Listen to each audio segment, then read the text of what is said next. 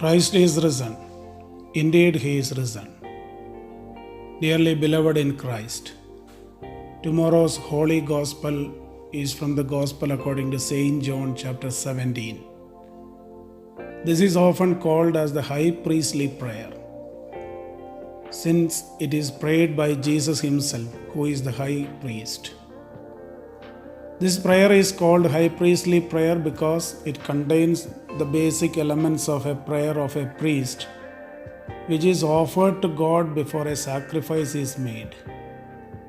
And here, Jesus Christ is the Lamb of God who offers Himself as a sacrifice, and at the same time, He is also the priest who is going to make this sacrifice.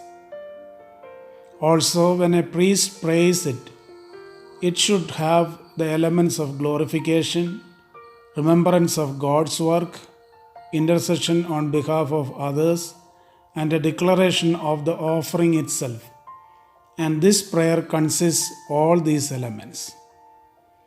When we look into this prayer in detail, we see Jesus asking 6 things to the Heavenly Father. Moreover, He wishes to see these things reflect in our daily lives too. First, unity among ourselves. As we all know, we are created in the image and likeness of God. We are the children of God, and hence we are brothers and sisters. As the members of the church, we are partakers of the same body and blood of Jesus Christ. Unfortunately, our egos have divided us and affected our relationships very badly. Today, we have forsaken the Christ-centered life and have become self-obsessed, selfish, and self-centered. Through this prayer, Christ seeks for our unity. Second, protection from the evil one.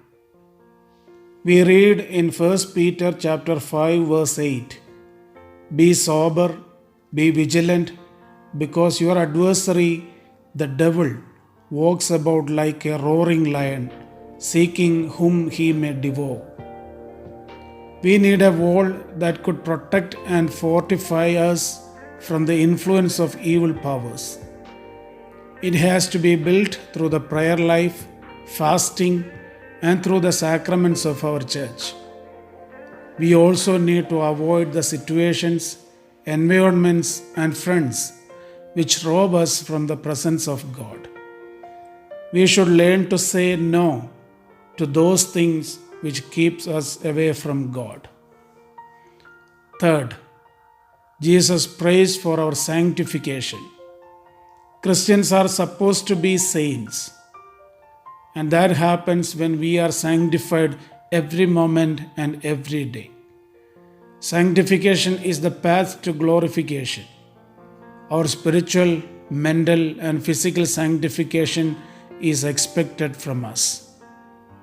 Fourth, here it is not a wish or desire of Christ, but a prayer for those who will believe in Him in the future. This means He prayed for you and me some 20 centuries ago. He continues His intercession for us even today by sitting at the right hand of God the Father. Indeed, what a privilege we have. Fifth is our life with Him. Before His ascension, He promised us that He is going to heaven to prepare a place for us. He also promised us that He will come again and take us with Him to that eternal abode. We need to always keep in mind that God always takes initiatives to be with us. But are we taking the same initiatives to be with Him? Spare a thought on it. Sixth, we need to be filled with God's love. God's love is sacrificial, life-giving, and that is the real love. When we are filled with God's love, all our relationships will be filled with God's love. Since it is a sacrificial love, our egos will not find a place in our relationships. Dearly beloved, let me conclude. When Christ prayed these things, He really wished that we will actualize these wishes through our lives. Are we willing to respond to His wishes and to His prayers?